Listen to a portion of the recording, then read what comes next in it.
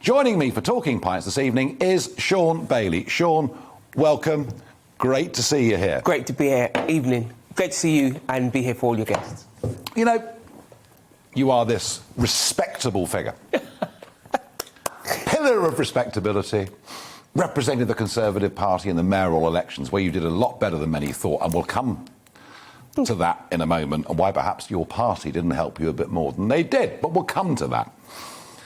But actually, Shaun, when you were younger, you were a bit of a bad lad, weren't you?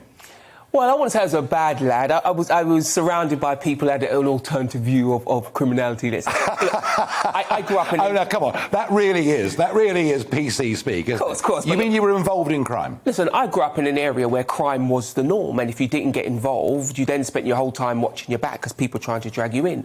And it took me a little time to build up the self-respect and quite frankly, the guts to push back slightly. I pushed back quite hard and went a different route, but that beginning was what made me able to help the young people I've helped along the way, because I understood the pressures they were under. So what got you out of crime? Was it education? Was it faith? What was it that got you out of that?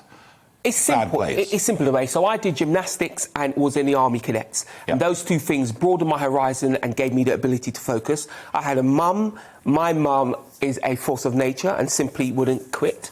And I also had uncles who could help steer me around some of the tougher things in life. And the other thing is, much later on, when I was arguably an adult, I then came to faith. I'm a card-carrying Christian, and that does a lot for me.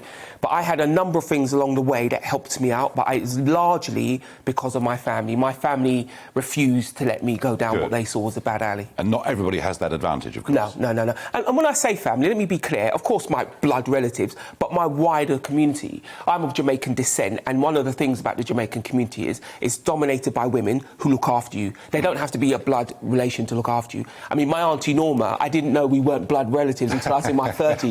But she was in my life. She helped me out, and so Auntie Ryan, Auntie Nez, all those people. Yeah, we had I had Big Phil Campion in a couple of weeks ago, and he, of course, now has taken a very senior role with Army Cadets and trying to help kids from difficult backgrounds, and so the Army Cadets was also a part of that, yeah? I cannot tell you how instrumental the Army Cadets was for me. I'm dyslexic, wasn't really working out in school, but the Army Cadets helped me to learn to focus. I really enjoyed being part of the team, and that really helped me go forward. And I had officers and NCOs who really helped me develop as a person. The thing about the British services is they were working on personal development before it became a fancy term. And they really helped. They want to bring the best out of people. Exactly, and they always find a place for you in a team. People like George Idgels, sort of my contemporary, my age, right up to Captain Connolly, who eventually became Colonel. But those kind of people were instrumental in my life, and just that focus. And when all of my friends were getting dragged off into more and more serious gang crime, I was in a very different gang, a gang that was part of a much bigger country, and that helped keep me safe. And was that gang crime, was it all drugs related, or...? It was largely. What it is, make no mistake, wherever you live in this country, a large part of your crime is driven by drugs. And if you're in one of the major cities, just a bigger proportion of that. Drugs begets violence, drug begets homelessness, it does all kinds of things.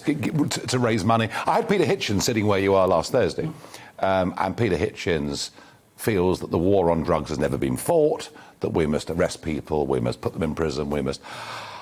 I kind of think that the war against drugs is a bit like the war against, or the sort of prohibition battles in America in the 20s and 30s. I think we've kind of gone beyond that. But I mean, how do you see the drugs issue, Shaun? What would you do about it? There's two big chunks of it. One is the crime it's generating. Crime in London has become so bad that we're now exporting it to other parts of the country. That we need to get on top of. And that export of crime is almost exclusively drugs. There's other things linked to it, but it's definitely drugs. The other thing is about the supply. If you come from my community, people constantly talk to us about drug dealing, our drug use. Let's be clear, most young black kids don't take drugs. They just don't. They're expensive.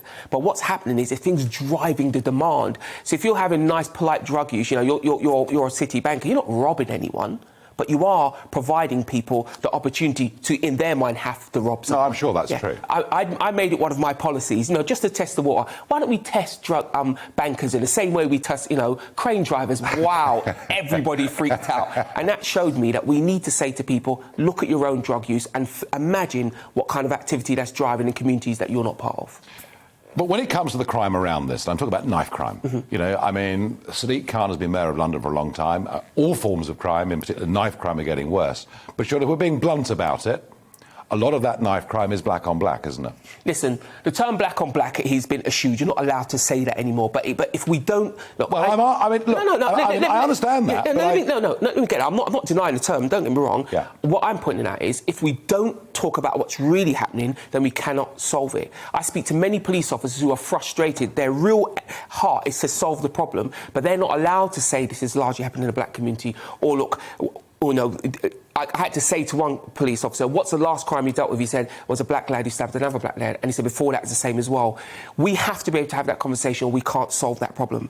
I said to Sadiq Khan the other day, what are you doing to solve the unbelievably high murder rate in the black community? He laughed at me and called me an angry man and said I misunderstood. It's him who misunderstands. Because even if you take away gang crime, even if you factor in for poverty, the murder of black people, particularly in London, is still double what it is in any other community. Something needs to be done. You're not a fan of Sadiq Khan, I get that, and I understand that. You stood against him. I have to say, Shaun, I'd met you before. I liked you. I thought you stood for some very good principles. You don't want us all to be divided up into our different groups. You want us to come together as one community. And you and I talked about that at length, and I respected you for it. When the final votes came through, after the second preferences, and you were on 45%. I mean, it was a hell of a good performance. And why did the Conservative Party... You had your friends and supporters around you, but why did the Conservative Party not help you? I mean, does Boris Johnson have a problem with you? I think you have to just break it up into what it is. Fortunately for me, Boris is my guy. I remember when they were saying we're going to deselect Shaun, all this nonsense, Boris rang me personally. He said, forget the bugger, Shaun. I won't use the exact language. He said, forget the bugger, Shaun. I'm on your side. Yeah. Tell me who I need to go and rough up, because they tried this on me. You're my guy. But they weren't giving you any money, were they? But they never give anybody any money.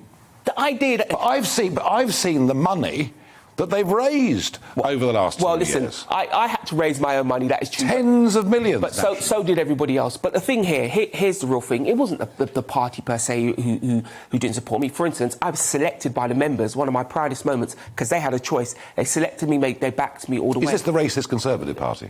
Exactly, and they really did have a choice. But what's interesting is the press wrote me off. Some of the time, they'll say London is a Labour city. It is not. The press in London are very Labour dominated. Can the Tories win it back? Yes, they can, and I'll tell you why they can win it back. My result showed me that people are beginning to tire of the stuff they're being fed. People are beginning to challenge it. I remember a black guy stopped in the street, Rasta, and he said to me, "You're that Tory boy," and I said, "Yeah." He said, "Man, I might have to vote Tory," which for him was a big step. So I said, "Why?" And he said, "Because we're not having a realistic conversation about the challenges that he's talking about, the black community face."